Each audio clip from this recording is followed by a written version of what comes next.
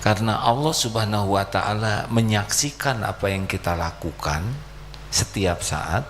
Innallaha la yakhfa alaihi syai'un fil ardi wala fis sama. Sesungguhnya bagi Allah tidak ada yang tersembunyi, baik di bumi maupun di langit. Nah, Allah melihat apa yang kita lakukan setiap saat.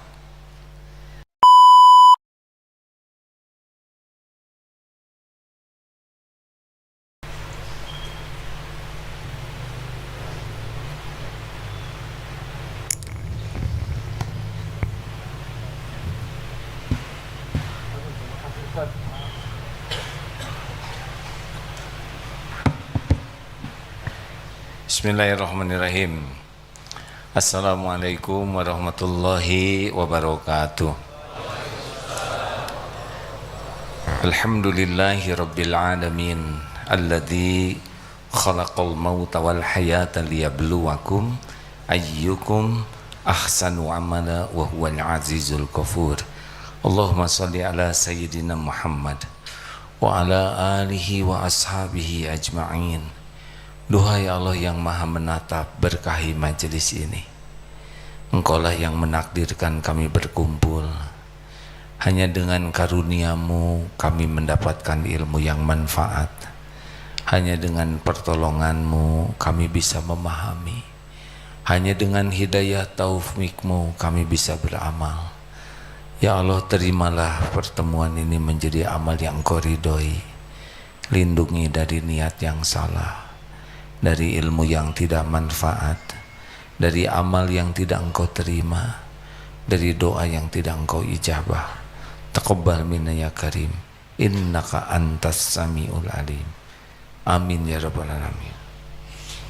Alhamdulillah. Terima kasih Pak Ustadz Dr. Komarudin, jazakallah khair. Yang paling mahal di dunia ini adalah ketenangan batin.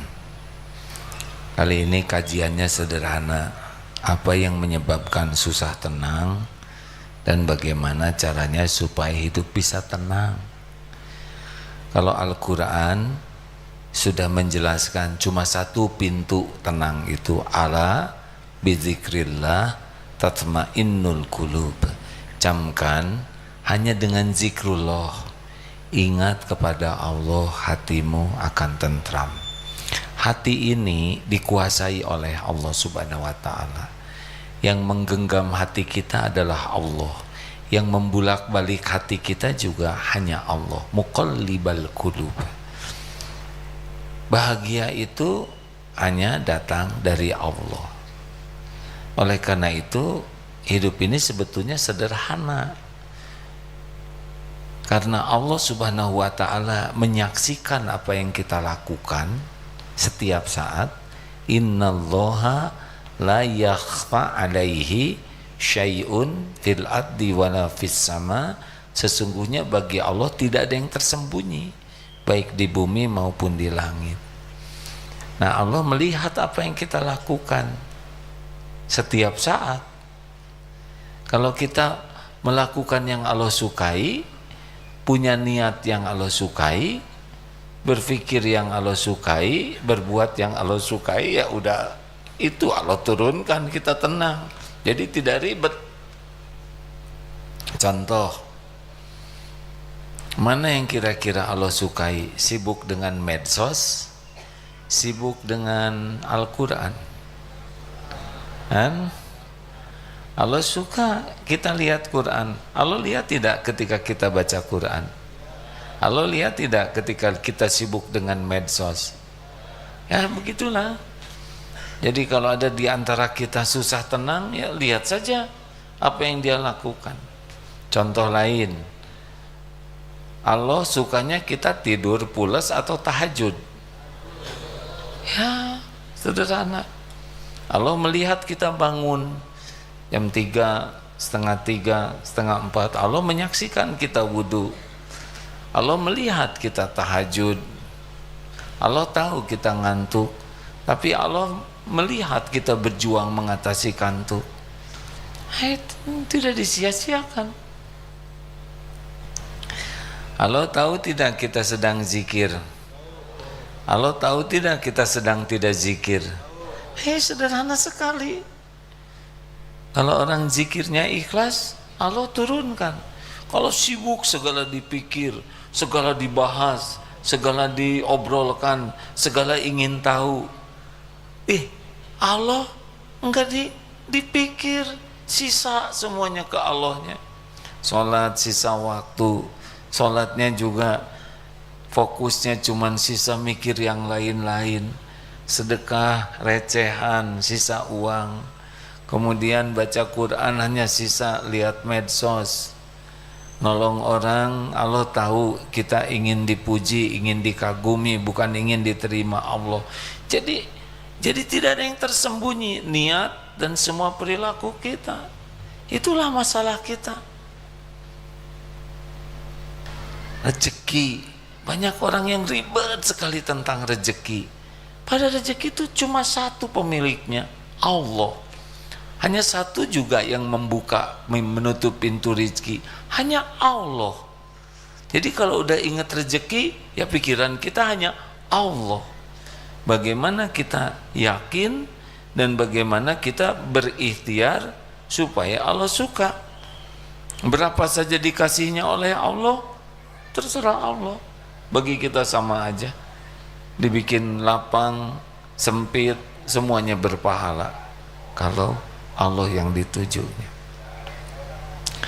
Baik, satu ya yang suka membuat orang hidup ini tidak tenang adalah berharap dari selain Allah.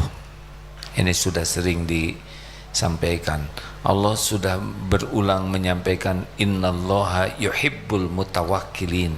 Sesungguhnya Allah mencintai orang yang tawakal. Tawakal itu amalan hati ya. Tangan bekerja, kaki melangkah, otak berpikir, hati hanya Allah saja.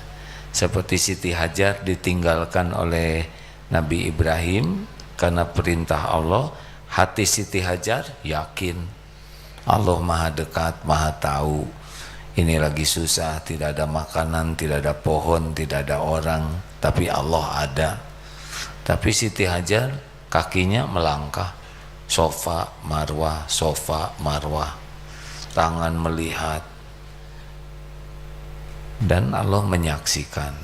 Lalu pada waktunya keluarlah air Zam-Zam di balik kaki Ismail. Ikhtiar kemana, air di mana, suka-suka Allah, tidak usah ngatur Allah. Makanya latihan yang harus selalu, berhentilah berharap dari makhluk, berhentilah bersandar kepada ilmu, gelar, pangkat, jabatan, posisi, popularitas, kemampuan, keahlian. Ikhtiar jangan. Udah Allah aja. Halo? Allah. Semua yang kita inginkan pasti ada dalam kekuasaan Allah. Semua hanya bisa datang kepada kita dengan izin Allah. Percuma kita berharap ke makhluk. Kalau Allah bisa takdirkan dikasih, tapi kita tidak dapat ketawakalan. Kalau kita tidak berharap ke makhluk, bicara boleh bicara. Saya pinjam uang, tapi hati nggak ada tuh yang bisa membagikan rezeki selain Allah. Ini kita sedang mau membebaskan tanah di Perth, di masjid Perth di Australia. Hati yakin ini masjid milik Allah, yang ngebagikan rezeki Allah. Sekarang yang mau dibeli tanah milik Allah juga hakikatnya. Penuh hati itu. Satu-satunya yang bisa membebaskan tanah ini ya pemiliknya Allah. Ini rumahnya juga Baitullah, rumah Allah. Tapi kita ikhtiar, kita buat perencanaan, kita sebarkan informasi. Ini adalah ladang wakaf. Yang beruntung adalah yang kepilih oleh Allah menjadi jalan terwujudnya rumah Allah. Beda dengan tolong sedekah dong, bayarin ini, mau apa kan? Tidak ada, tidak ada. Siapa yang beruntung, yang dijadikan jalan oleh Allah. Rezekinya juga Allah yang atur. Alhamdulillah. Mungkin ini pekan kedua ya. Dulu mulainya malam Jumat ya. Rencananya mengumpulkan uang 500 juta. Terus ada seorang hamba Allah mau menjual sahamnya senilai 1 miliar, jadi 1,5 miliar yang dari Indonesia. Itu rencana. Apa yang terjadi? Alhamdulillah barusan laporan sudah 1,7 miliar yang terkumpul. Ada lagi itu sudah masuk 1,8. Nanti hari Selasa ada lagi yang ngasih jadi 1,9. Rencana kemana, hasil kemana? Ya Allah yang atur.